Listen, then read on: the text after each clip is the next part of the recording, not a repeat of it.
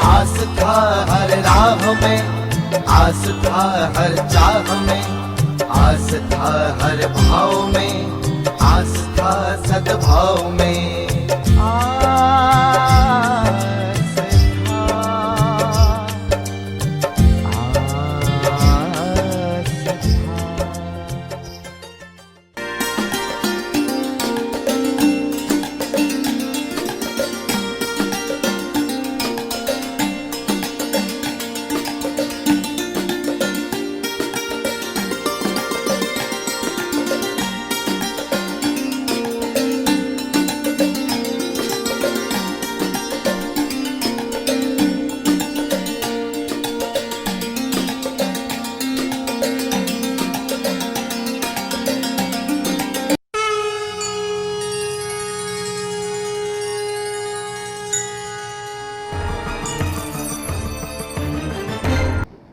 नारायणं नमस्कृत्य नरं चैव नरोत्तमं देवीं सरस्वतीं व्यासं ततो जयमुदीरयेत्।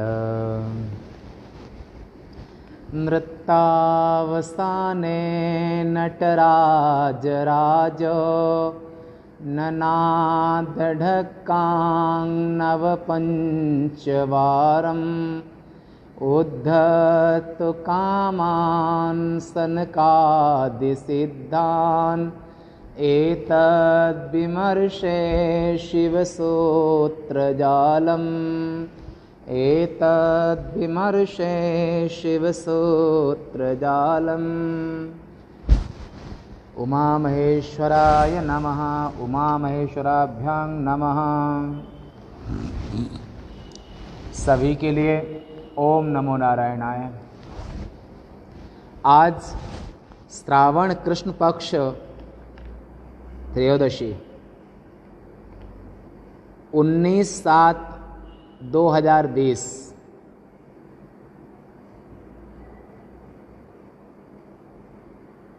गीतावन ट्रस्ट की ओर से इंदौर महानगर में चातुर्मास के उपलक्ष्य में आप सब नित्य प्रति शिव महापुराण की कथा श्रवण करते हैं क्रमशः। तो कल तक इस कथा में महात्म प्रसंग पूरा हुआ। आज शिव महापुराण का पहला अध्याय से आरंभ करेंगे। पहले अध्याय से। इस पहले अध्याय में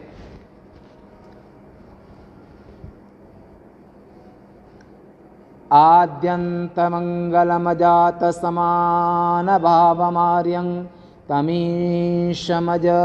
तमीशम् अजरा अमरात्मदेवं पञ्चाननं प्रबलपञ्चविनोदशीलं संभावये मनसि शंकर अंबिकेशम्। अंबिका के ईश्वर भगवान महादेव को हम मन से नमस्कार प्रणाम करते हैं। वे महादेव अजर अमर और अविनाशी हैं।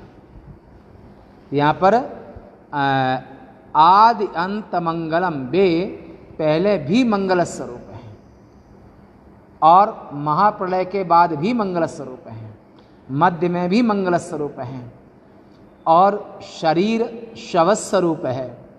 शरीर के अंदर जो रहने वाले शिव हैं, आत्मा शिव हैं, वे आत्मदेव शिव अजर माने बुढ़ापे से रहित हैं।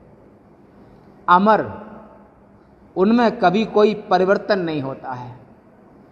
अविनाशी, जिनका कभी कोई न क्षीयते, जिसमें कभी कोई क्षरण परिवर्तन विनाश नहीं होता है। ऐसे अजर अमर अविनाशी ईश्वर को हम, जो अंबिका के ईश्वर हैं, जो जगन माता पार्वती के पार्वती और परमेश्वर, हम दोनों को ही नमन करते हैं और शिव महापुराण का यहाँ से आरंभ करते हैं। भगवान महादेव को प्रणाम करके, वो कैसे महादेव हैं? वे पंचाननम, आनन माने मुख, जिनके 5 मुख हैं, 10 भुजाएं हैं, सभी में अस्त्र हैं, और वे महादेव ही संसार के जन कल्याण के लिए दक्षिणामूर्तये नमः, वे दक्षिणामूर्ति के रूप में सबके ब्रह्म विद्या के आचार्य हैं। दक्षिणामूर्ति भगवान कैसे हैं? युवा गुरु वृद्ध शिष्य, गुरुस्तमोन व्याख्यानम शिष्यस्ते चिन्ह संशया। ऐसे दक्षिणामूर्ति भगवान महादेव ही दक्षिणामूर्ति का रूप हैं। और वे क्योंकि महादेव देवता हमेशा युवा 16 वर्षीय रहते हैं। भगवान स्वयं आचार्य हैं, अन्य सभी ऋषि मुनि सब उनके शिष्य हैं। वे मौन हैं, शिष्य लोग बैठे हुए हैं और उनका मौन व्याख्यान से शिष्यों के सभी संदेह निवृत्त हो रहे हैं। गुरुस्तु मौन व्याख्यानम, दक्षिणामूर्ति भगवान मौन होकर के व्याख्यान, मौन उनका व्याख्यान है, स्थिति आत्मस्वरूप में स्थित होकर के, और उनके दर्शन करके सभी शिष्यों के सब संशयों का नाश हो रहा है। ऐसे अंबिकेश महादेव को हम सब नमन करते हैं।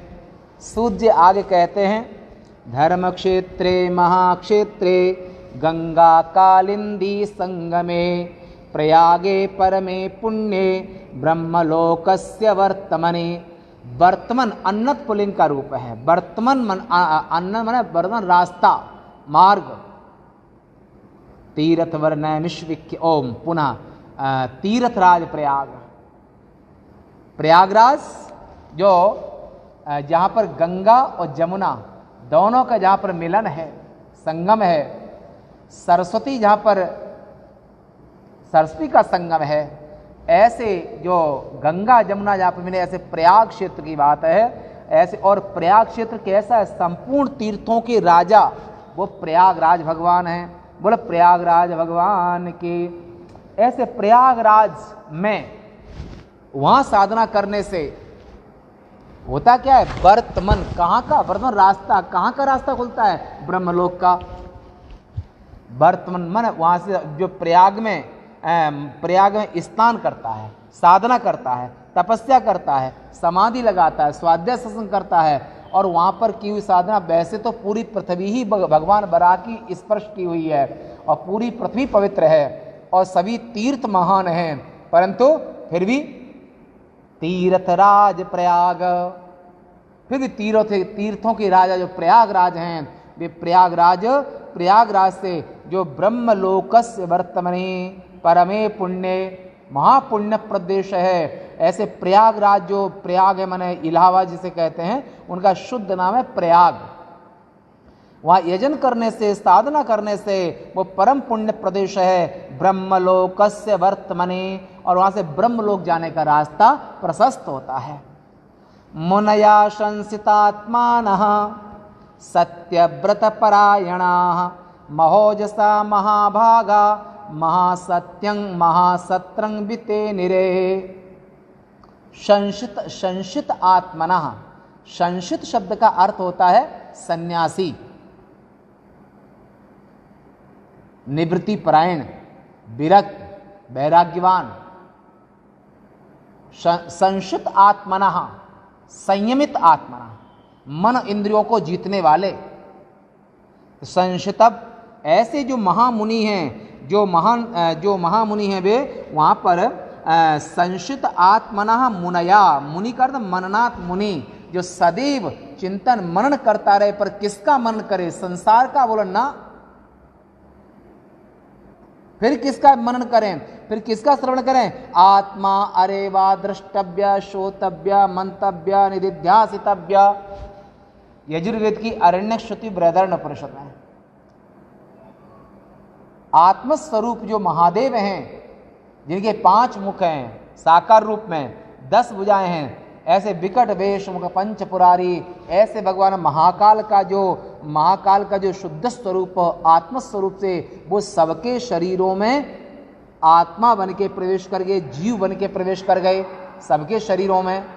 ऐसे उन आत्मदेव महादेव का चिंतन ये मुनि लोग करते हैं, मनन करते हैं। श्रवण, मनन और निधिध्यासन।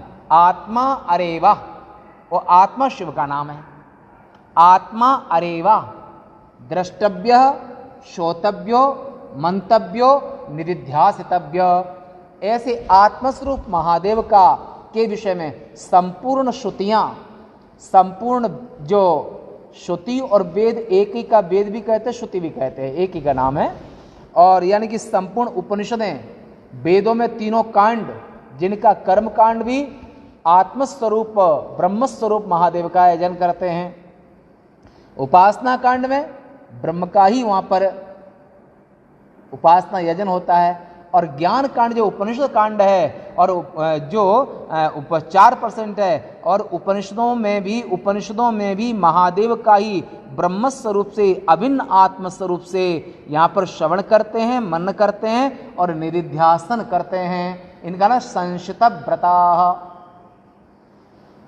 मुनया, ऐसे मुनि लोग जो मनन करते हैं। सत्य व्रत परायणा, ये कैसे हैं? सत्य रूपी व्रत का पालन करने वाले। महोजसा महाभागा, ये सभी जो मुनि लोग हैं बड़े भारी तेजस्वी, तपस्वी, सत्यवादी हैं। इन्होंने इलाहाबाद में माने प्रयाग में ऐसा संकल्प किया, इस जो ब्रह्मलोक का जहाँ से सीधे रास्ता खुलता है प्रयाग से, हम इस प्रयाग क्षेत्र में सत्र करें, ज्ञान यज्ञ करें, स्वाध्याय करें, सत्संग करें। ऐसा संकल्प करके और सभी मुनि यहाँ पर इकट्ठे हुए थे, पुण्यात्मा जन। तत्र तत्र समाकर्ण्य व्यास शिष्यो महामुनि आजगामा मुनीन् दृष्टुम सूता पौराणिकोत्तमः। उसी समय पर सूत जी महाराज जो व्यास जी के सीधे शिष्य हैं, जैसे मुनि सब ऋषि मुनि सब इकट्ठे हुए थे, व्यास जी वहाँ पर, व्यास जी के सीधे शिष्य, व्यास जी के शिष्य जो सूत जी हैं वो भी वहाँ पर इनको पौराणिक पुराण इतिहास का पदभार प्रचार प्रसार ये सूत जी को, रोमहर्षण सूत जी को सौंपा था। तो ऐसे सूत जी भी वहाँ पर उपस्थित हो गए उन मुनियों की सभा में। उन संशित व्रता सत्यपरायण जो मुनिजन हैं उनके पास में, उनकी सन्निधि में, उनके पास सूत जी भगवान भी पधारे। ततो विनय संयुक्ता प्रोचो सांजलयश्चते सुप्रसन्ना महात्माना स्तुतिं कृत्वा यथा विधि। सभी ने हाथ जोड़ करके प्रार्थना और विनम्र भाव से, विनीत भाव से उनका अभिवादन किया। रोमहर्षण सर्वज्ञ भवान वैभाग्य गौरवात पुराण विद्यामखिलांग व्यासात प्रार्थय मीयवान। अरे आपने तो जो पुराण विद्या है वो व्यास जी से श्रवण की है, और आप कैसे हैं? सर्वज्ञ हैं। हे भगवान, आप बड़े भाग्यवान हैं और व्यास जी के प्रिय हैं, और आपने पुराण विद्या को सांगोपांग श्रवण किया है। मास्टरी जिसे कहते हैं, PhD से जिसे कहते हैं, श्रवण किया है। तस्मादाश्चर्यभूतानां कथानां त्वं हि भाजनं रत्नानां उर्साराणां च साराणां रत्नाकर इवार्णवः। यच्च भूतं च भव्यं च यच्चान्यद्वस्तु वर्तते न त्वया अविदितं किंचित त्रिश्लोकेषु विद्यते। हे सूत जी, हमारे भाग्य से, पुण्य प्रभाव से आप यहाँ पर उपस्थित हुए हैं, ये हमारा बड़ा भाग्य है। और आप कैसे हैं? त्वया, आपको ऐसा कोई भी ज्ञान पुराण इतिहास का नहीं है जो आपको ज्ञात ना हो। आप सभी कुछ जानते हैं, सब कुछ सभी से अवगत हैं। इसलिए यहाँ पर त्वया अविदितम, ऐसा कुछ भी नहीं है जो आपको विदित न हो। जिस ज्ञान को आप न जानते हो, जिस इतिहास को न जानते हो, जिस कथा को न जानते हो, इस सब में आपकी मास्टरी, यानी कि आप सब में विशारद हैं। त्वं मद्दिष्टवशादस्य दर्शनार्थमिहागता कुर्वन् किमपि न श्रेयो न वृथा गन्तुमर्हसि। तत्त्वं श्रुतं स्म नः सर्वं पूर्वमेव शुभाशुभं न तृप्तिम् अधिगच्छामः श्रवणेच्छा मुहुर्मुहु, हमारे सबके अंदर महादेव का चिंतन और शिव पुराण को सुनने की बड़ी उत्कट इच्छा है। और हम वो सब सुनना चाहते हैं, उस इतिहास को सुनना चाहते हैं और जो उस पुराण को सुनना चाहते हैं, पर आपसे योग्य हमें कहाँ मिलेंगे। इसलिए आप हमारे इस निवेदन को स्वीकार कर लें। इदानीम एकमेवास्ति श्रोतव्यम,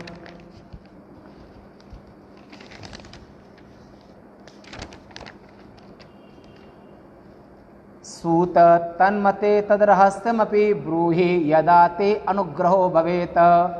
और आपका अगर अनुग्रह हो जाए तो जो हम सुनना चाहते हैं वो सब कुछ आप हमको विधिवत सुना सकते हैं, क्योंकि आपसे कुछ भी अविदित नहीं है, आपको सब कुछ ज्ञात है।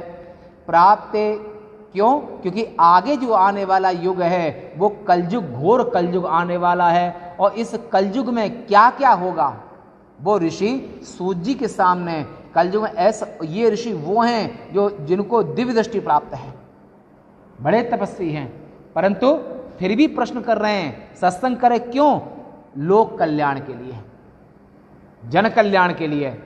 तुम्हें विदित रघुपति प्रभुताये, याज्ञवल्क्य मुनि परम विवेकी, भरद्वाज राख्यउ पद टेके। याज्ञवल्क्य के चरणों में मत्था रख करके उन्होंने उनको रोक लिया। भरद्वाज प्रश्न करने लगे, तब उन्होंने कहा कि तुम्हें विदित रघुबर प्रभुताई, भरद्वाज जी को सब कुछ ज्ञात है, त्रिकालदर्शी और सिद्धियां प्राप्त हैं, सब कुछ है। इसके बावजूद भी अगर वो पूछना, नम्रता पूर्वक पूछना चाहते हैं तो उनके ऋषि महर्षियों का दिल बड़ा होता है जन कल्याण के लिए। ऐसे इन जन कल्याण की भावना को लेकर के इन ऋषियों ने सूत जी से निवेदन किया। प्राप्ते कलयुगे घोरे नरा पुण्य विवर्जिता, दुराचार रता सर्वे सत्यवार्ता परांगमुख। ऋषियों ने कहा जैसे कलयुग आएगा, कलयुग में व्यक्ति की बुद्धियां हैं वो बुद्धियां छोटी हो जाएंगी, विचारवान नहीं होंगी, छोटी सोच हो जाएगी। इसलिए प्राप्ते कलयुग, घोर कलयुग आने वाला है। उस घोर कलयुग में लोग पुण्य विवर्जिता, पुण्य कर्मों से और वैदिक मार्ग से रहित हो जाएंगे। दुराचार रता, पाप में रत हो जाएंगे। पर धन पर दारा, दूसरे का धन और दूसरे की स्त्री, चाहे वो पत्नी के रूप में हो, चाहे बेटी के रूप में हो, किसी भी रूप में हो, दूसरे की स्त्री और दूसरे का धन, पर दारा पर धन, दूसरे में रत हो जाएंगे। वहां पर इसे पापाचार कहते हैं। दूसरे के हक को यूज करना, छीनना। दुख, जब किसी का हक छीनोगे तो दुख होगा। पाप और पुण्य विवर्जिता, पुण्य से रहित हो जाएंगे। दुराचार, दुराचार में व्यभिचारी हो जाएंगे, चरित्रहीन हो जाएंगे, दुराचार में रत हो जाएंगे। आचारहीनो न पुनन्ति वेदा, दुराचारी व्यक्ति को वेद भी पवित्र नहीं कर सकते हैं। आचारहीनो न पुनन्ति वेदा, आचार का मतलब है मर्यादित जिंदगी, मर्यादित जीवन शैली, जिसकी जो मर्यादा है। पत्नी की मर्यादा अपनी है, पति की अपनी है, बेटे की अपनी है, बाप की अपनी है, राजा की अपनी मर्यादा है, प्रजा की अपनी मर्यादा है। और सब अगर अपनी मर्यादा में रहेंगे तो पाप नहीं होगा। पर कलयुग आएगा तो लोग कैसे दुराचार रता, जो आचरण नहीं करना चाहिए उस आचरण को बड़ी खुशी से करेंगे। परापवाद निरता पर द्रव्याभिलाषिणः, पर स्त्री सक्त मनसा पर हिंसा परायण, दूसरे की हिंसा करना, दूसरे की स्त्री के साथ गमन करना, शारीरिक संबंध बनाना, पर दूसरे के धन को हरण करना, और परवाद और दूसरे की निंदा चुगली आदि करना, ये सब कलयुगी लोगों में स्वभाव से हो जाएगा। देहात्म दृष्टियो मूढ़ा नास्तिका पशु बुद्धया, मातृपुत्रे कृतद्वेषा स्त्री देवा काम किंकरा। कलयुग में लोगों की जो मानसिकता है वो देहात्मवादी हो जाएंगे, माने जो शरीर मिला है उस शरीर को ही अपना स्वरूप मानने लगेंगे। आत्मविद्या, ब्रह्म विद्या और इससे रहित हो जाएंगे और देह को ही आत्मा मानेंगे। जब देह को आत्मा मानेंगे तो वहाँ पर देह से जन्य जितने भी पाप पुण्य वो सब लगेंगे। तो देहात्म दृष्टिया आत्मनिष्ठ नहीं होंगे, देहनिष्ठ। और पशु किसे कहते हैं? पशु बुद्धि। पशु बुद्धि का अर्थ है त्वं तु राजन मरिष्येति पशु बुद्धि मिमाम जहि। श्रीमद् भागवत महापुराण में आपने सुना है। परीक्षित महाराज के प्रति सुखदेव भगवान कहते हैं, राजन, जो तुम्हारे अंदर जो ये भरा बैठा है कि वह तक्षक डसेगा और हम मर जाएंगे, तो अगर मनुष्य भी ये बुद्धि को लेकर के भय करने लगा और शरीर के विनाश को अपना विनाश मानने लगा, तो गधे में, कुत्ते में, सूअर में, बैल में, इनमें ये भी अपनी शरीर को ही मैं मान लेते हैं और शरीर पर कोई आपत्ति आती है तो भयभीत होकर के भागने लगते हैं। तो पशु बुद्धि यद यद शरीरमादृत्य तेन तेन सयुज्यते, कैवल्योपनिषद।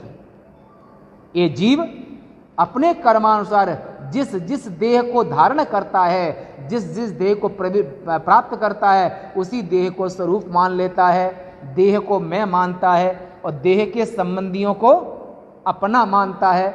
इसी का नाम है पशु बुद्धि। ऋषि मुनि मोह ममता से रहित होते हैं और पशु बुद्धि वाला व्यक्ति मोह ममता से सहित होता है।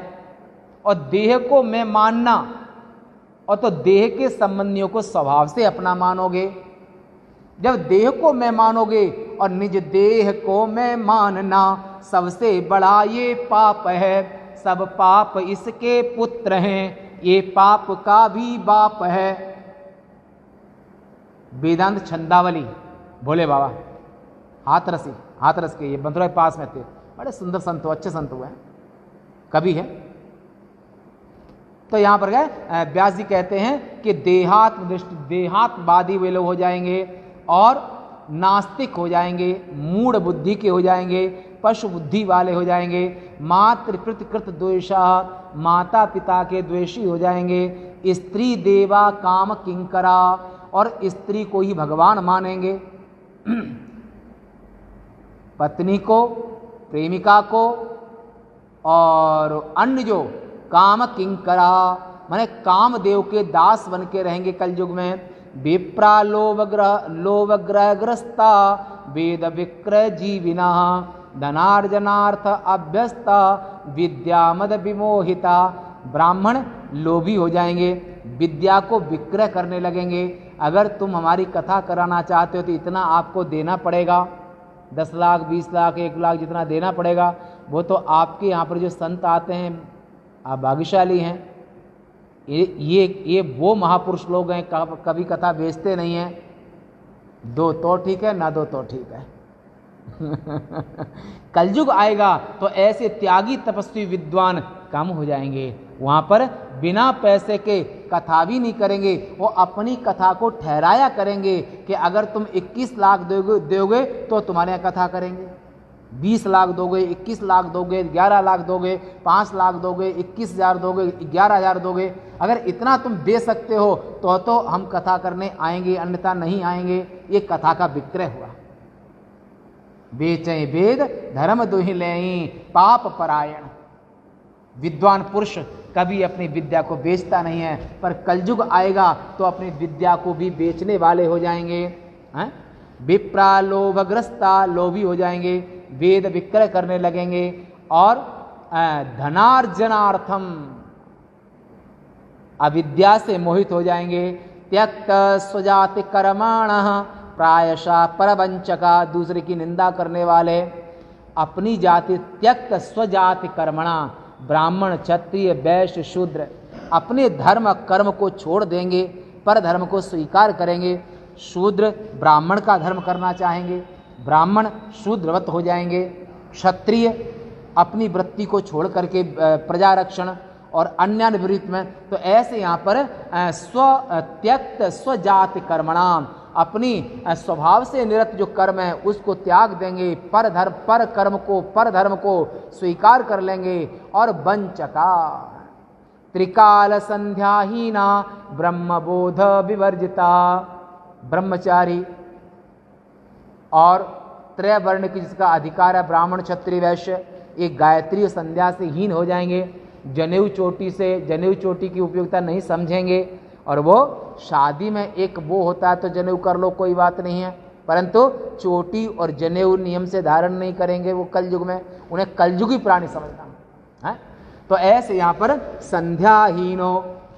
संध्याहीनो अशुचि नित्या अनरा सर्व कर्मशो, ऐसा आता है कि जो ब्रह्मचारी है, गृहस्थ, ब्राह्मण क्षत्रिय वैश्य जिनका वेद में अधिकार है, अगर संध्या नहीं करते हैं, गायत्री नहीं करते हैं तो संपूर्ण कर्म करने में वो अयोग्य होते हैं।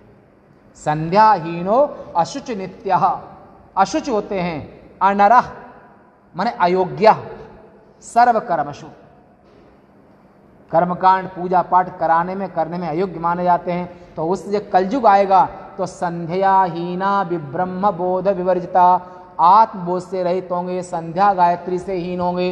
अदया पंडितस्मान्यः स्वचार व्रत लोपकः कृषि उद्यम रता क्रूरा स्वभावा मलिनाशया, आशा माने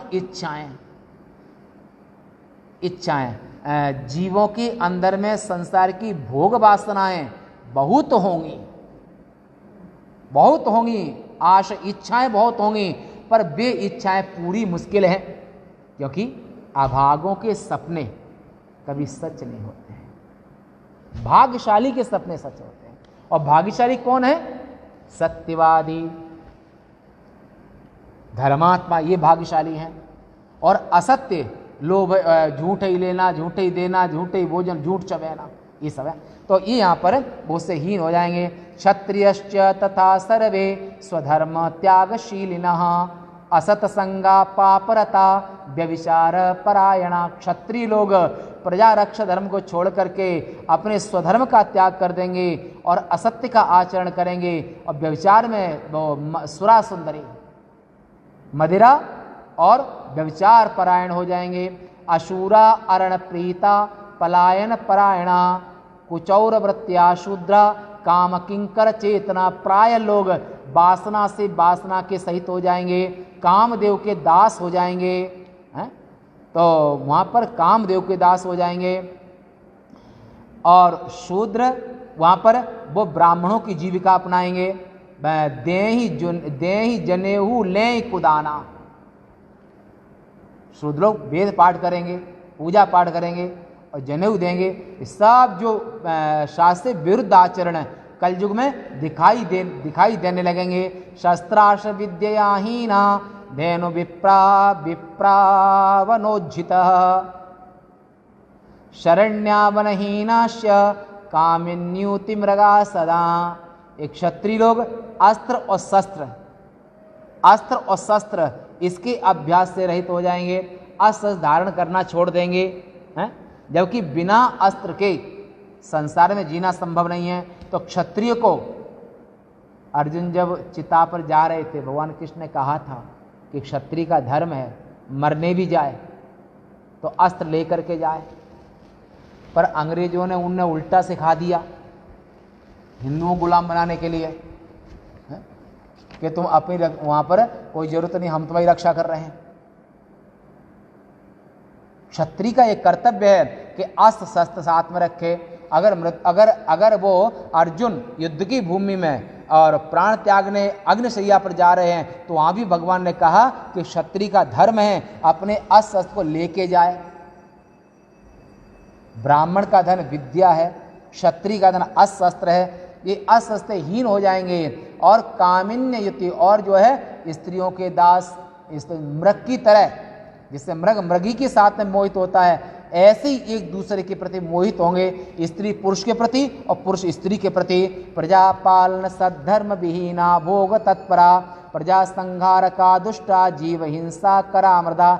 ऐसे क्षत्रिय लोग वो प्रजा पालन रूपी धर्म को छोड़ करके भोगों में तत्पर हो जाएंगे, प्रजा संहार, प्रजा की रक्षा की जगह पर प्रजा का भक्षण करने लगेंगे, उनको ही मारने लगेंगे और दुष्ट प्रवृत्ति के हो जाएंगे। और राजा लोग ज़्यादा कर लगाने लगेंगे प्रजा के ऊपर, और यहाँ पर जीव हिंसा करा, उनकी जीव हिंसा नॉर्मल सहज। वैश्या, ये तो क्षत्रियों की बात। अब वैश्या संस्कारहीनास्ते स्वधर्म त्यागशीलिना कुपता स्वार्जनरता तुला कर्म कुवृत्तयः। तराजू, वैश्यों का धर्म है कृषि गोरक्ष वाणिज्यम, खेती बाड़ी, गाय पालन आदि, व्यापार करना, ये वैश्य धर्म है। तो ब्राह्मण धर्म सुना, क्षत्रिय धर्म सुना, और वैश्य धर्म, ये वैश्य लोग जो हैं वो संस्कार से हीन हो जाएंगे, अपने धर्म का त्याग कर देंगे, कुपथ मार्ग अपना लेंगे। हैं गुरुदेव दुजाति नांग भक्तिहीना कुबुद्धया अभोजित दुजा प्राया कृपणा बद्ध मुष्टया। बद्ध मुष्टि का अर्थ होता है ऐसे, माने बद्ध मुष्टि यानी कि दान नहीं करेंगे, धन होने के बावजूद भी दान में प्रवृत्ति नहीं होगी। पर एक हमने यहां पर देखा, हमारे राठी जी, जब भी एकादशी आती है, एकादशी के अगले दिन हमेशा संतों को भोजन कराते हैं। यह वैश्य धर्म है। वैश्यों के यहाँ पर कृषि गोरक्ष वाणिज्य व्यापार लेना देना, और जब धन होने पर भी जो दान न करे वो ठीक नहीं है।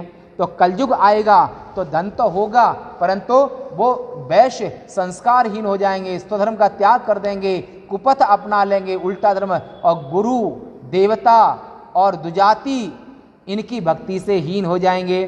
कुबुद्धि माने आत्मबुद्धि, जो वेद निष्ठा है, श्रुति विरोध रत सब नर नारी। जैसे जैसे कलयुग आएगा और वेद के सिद्धांत का विरोध नर और नारी दोनों ही करेंगे। श्रुति विरोध रत सब नर नारी अभोजित दुजा, और जो दुज हैं ब्राह्मण क्षत्रिय वैश्य, ये जो है अभोज, जो नहीं खाना चाहिए वो भी खाने लगेंगे। ऐसा सुना है जब शादियां होती हैं तो शादियों में आजकल एक तरफ साइड में मदिरा और मांस दोनों का वो रखा जाता है स्टॉल, ऐसा कुछ लोग बोलते हैं, देखा नहीं हमने, ऐसा बोलते हैं। जबकि यहाँ पर ऐसा, तो ऐसे कुभोजन प्रिय हो जाएंगे, कृपण हो जाएंगे, और बद्ध मुष्टि माने दान देने के लिए मुट्ठी नहीं खुलेगी, नाचने गाने और अपने उसके लिए तो खूब लुटाएंगे ऐसो आराम में, परंतु सद्धर्म के लिए दान देने के लिए मुट्ठी बंद हो जाएगी। कामिनी जार भावेशु सुरता मलिनाशया, जो स्त्रियां हैं वो कामी प्रवृत्ति की हो जाएंगी, जार पुरुषों से संबंध करने वाली हो जाएंगी, और सुरता उनका रत सुख ही सबसे बड़ा उनकी अभिलाषा हो जाएगी। माने वासना से उनका अंतःकरण दोनों में, पुरुष स्त्रियों में वासना प्रवृत्त हो जाएंगे। लोभ मोह विचेतस्का पूर्तादिशो वृषोज्जुता। लोभ मोह काम क्रोध इनकी बढ़ोतरी कलयुग में हो जाएगी। उस समय पर तदवक्षूद्राश्च ये केचित ब्राह्मणाचार तत्परा उज्ज्वलाकृतयो मूढ़ा स्वधर्म त्यागशीलिनः। शूद्र जाति में उत्पन्न होने के बावजूद भी वे ब्राह्मण की वृत्ति अपना लेंगे, और मूढ़ बुद्धि वाले होकर के, और जो दान नहीं लेना चाहिए वो दान भी लेंगे, जनेऊ भी कराएंगे, और बैठ बरासन कहीं पुराना, उत्तम आसन पर बैठ करके और वहाँ पर व्यासपीठ पर बैठ करके शूद्र जाति के लोग कथा वार्ता वेद पर ये भी करेंगे। करतारस तपसांग भूयो दुज तेजोपहार कहा। ब्रह्म तेज, दुज तेज, धर्म से तेज की प्राप्ति होती है, और जब धर्म का पालन नहीं करेंगे तो तेज कहां से रहेगा। बिन तप की तेज विस्तारा, बिना धर्म के पालन के तेजस्वी कोई हो ही नहीं सकता है। तो ऐसे वे तेजहीन, ये दुजाति वर्ग, ये अपने धर्म को जब त्याग देंगे तो वो तेजहीन हो जाएंगे। शिष्वल्प मृत्युकारस्य मंत्रोच्चार परायणा शालग्राम शिलादीनां पूजका होम तत्परा प्रतिकूल विचाराश्च कुटिला दुज दूषका। शूद्र वर्ण के लोग ब्राह्मण द्रोही हो जाएंगे और वे शालग्राम की पूजा करेंगे, शिव की पूजा करेंगे, वेद पाठ करेंगे, व्यास में बैठ के कथा करेंगे और जो जितने उल्टे कर्म है, ब्राह्मण क्षत्रिय वैश्य शूद्र, ये वर्णाश्रम व्यवस्था जिसका जो धर्म है उसको छोड़ करके और दूसरे के धर्म को अपनाएंगे। और इसी को भगवान ने कहा है कि स्वधर्मे निधनम श्रेय परधर्मो भयावह। अपना धर्म कैसा भी है, अपने धर्म का त्याग नहीं करना चाहिए, जैसा भी प्रभु ने दिया है। तो ब्राह्मण लोग वेद पाठ पूजा पाठ आदि का त्याग कर देंगे और शूद्र लोग उसका पाठ करने लगेंगे, पूजा पाठ आदि करने लगेंगे आदि आदि। तो कलयुग में प्रतिकूल विचाराश्च, और विचार जो हैं वो प्रतिकूल हो जाएंगे, कुटिला और हृदय के गंदे हो जाएंगे। बाहर में मीठा मीठा और अंदर में छुरी। लोगों के स्वभाव कुटिल हो जाएंगे उस समय पर। धनवंता कुकर्माणो विद्यावंतो विवादिनः आख्यानोपासना धर्म वक्तारो धर्म लोलुप। वक्ता लोभी हो जाएंगे। धनवंत कंजूस मन मुट्ठी बंद हो जाएगा। विद्वान लोग वाद विवाद में, फालतू के वाद विवाद में अपनी विद्या का उपयोग करेंगे, पर ब्रह्म चिंतन में विद्या का उपयोग न करके सामान्य निराधार बातों पर तुमने हृदयों के सुख छीने। सीता कोई नहीं राम को भी दारुण दुख दीना। दोनों में अनन्य प्रेम है। सीता जपते राम की माला, राम हृदय कह सीते सीते। पर प्रजा ने ऐसा षड्यंत्र, निराधार बातों पर तुमने, प्रजा ने निराधार बातों का बवंडर बना लिया, बवंडर बना करके, और सीता महासती सीता को भी असहनीय दुखों को भोगना पड़ा। वनवास के दुख भोगने के लिए विवश कर दिया। किसने? प्रजा ने।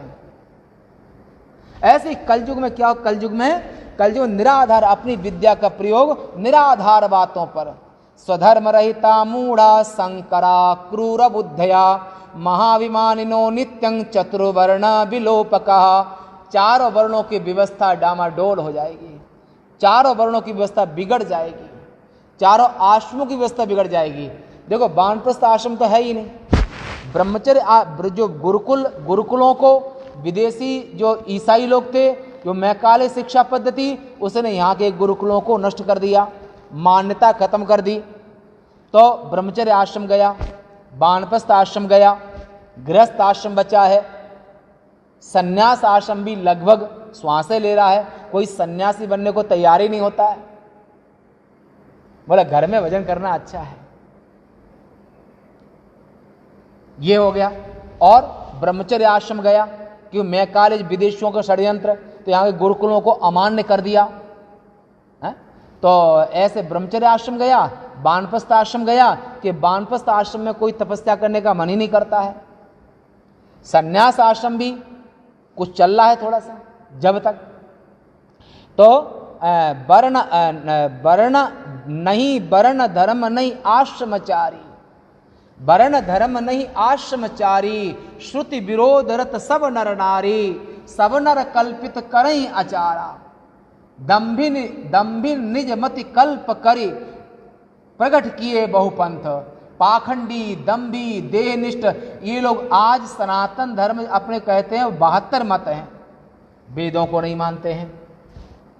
सब सनातनी कहते हैं, चाहे ब्रह्मा कुमारी हो, राधा स्वामी हो, ब्रह्मा कुमारी हो, स्वामी नारायण हो, सब इतने सारे मत हैं। और ये जो श्री राम शर्मा आदि आदि, तो यहाँ पर वेद श्रुति विरोध रत सब नर नारी। तो ऋषियों का ऐसे सर्वर्ण भ्रष्ट करा मूढ़ा सत्कर्म कारणा, और ऐसे मूढ़ बुद्धि के हो जाएंगे, वर्ण और आश्रम की व्यवस्था खड़बड़ा जाएगी।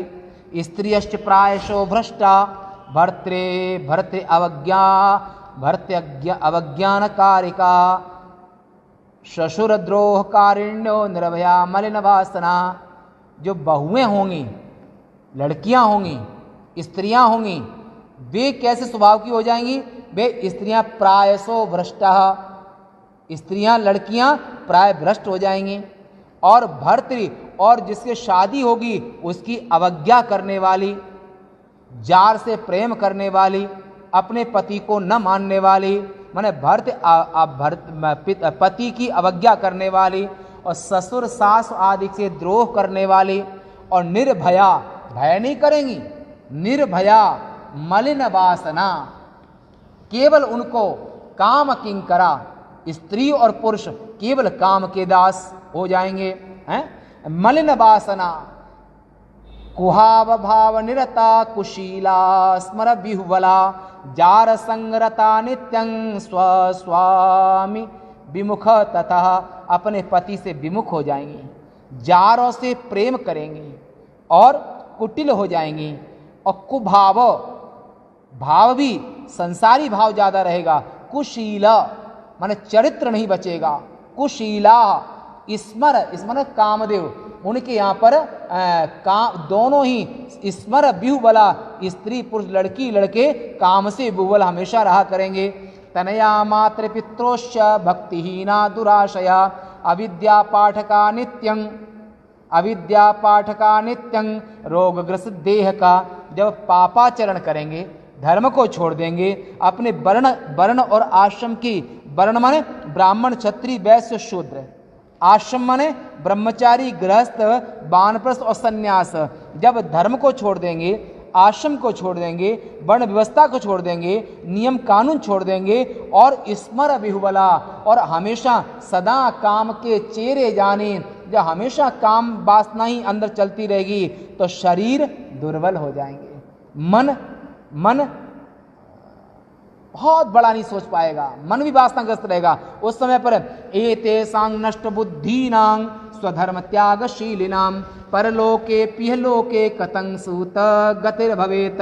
हे सूत जी, तो हम आपसे निवेदन करना चाहते हैं, जब कलयुग आएगा तो इस तरह से लोगों की बुद्धियां हो जाएंगी, तो उस समय पर नष्ट बुद्धि, जो ब्रह्म विज्ञान करने का सामर्थ्य बुद्धि में नहीं होगा, और उस समय पर इनके कल्याण के लिए क्या उत्तम है, हम वो सुनना चाहते हैं। तो यहाँ पर जो परलोके पिय, और जब शरीर छूटने के बाद कल्याण किससे होगा वो बताइए। गतिर भवेत इति चिंता कुलं चित्तं जायते सत्तं हिना, परोपकार सदृशो नास्ति धर्मो पर खलो।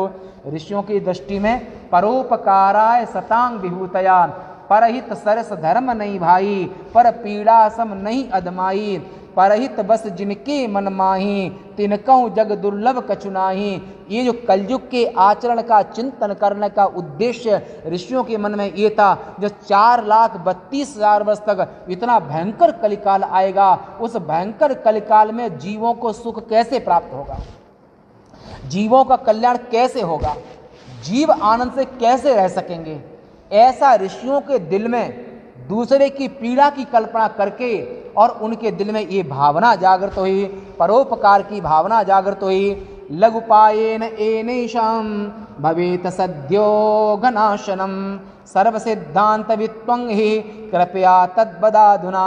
आप तो सभी सिद्धांतों के जानकार हैं, सभी ज्ञान आपको है, सब तरह से आपने इतिहास पुराण आदि सब कुछ आपको आता है। तो ऐसे भयंकर कलिकाल में सभी जीवों का कल्याण, और ऐसे धर्म से विरुद्ध हुए इन सब का कल्याण कैसे होगा वो हम पूछना चाहते हैं। उस कल्याण की कामना को लेकर के आपके चरणों में हमारी प्रार्थना है। व्यास उवाच इत्याकर्णवचस्तेषां मुनीनां भावितात्मनां, मनसा शंकरं स्मृत्वा सूता प्रोवाच तान् मुनीन्। ऐसे सभी मुनियों को संबोधित करते हुए सूत जी भगवान ने भगवान महादेव आत्मस्वरूप महादेव का चिंतन करके, और वो इस तरह से बोले। ये बात कल, आज ही तक है। पूर्णमदः पूर्णमिदं पूर्णात् पूर्णमुदच्यते, पूर्णस्य पूर्णमादाय पूर्णमेवावशिष्यते। ओम शांति शांति शांति। शंकरं शंकराचार्यं केशवं बादरायणं सूत्रभाष्य कृतौ वन्दे भगवन्तौ पुनः पुनः ईश्वरो गुरुरात्मेति मूर्तिभेदविभागिने व्योमवद्व्याप्तदेहाय दक्षिणामूर्तये नमः। और श्री महाकाल महाराज के, सभी संत हरिभक्तन के, गीता गंगा मात के। नमः पार्वती पतये हर हर महादेव। आज की शिव महापुराण की लाइव में जो हमारे सभी आदरणीय रहे और सभी के लिए हमारा बहुत बहुत धन्यवाद। सभी के लिए ओम नमो नारायणाय।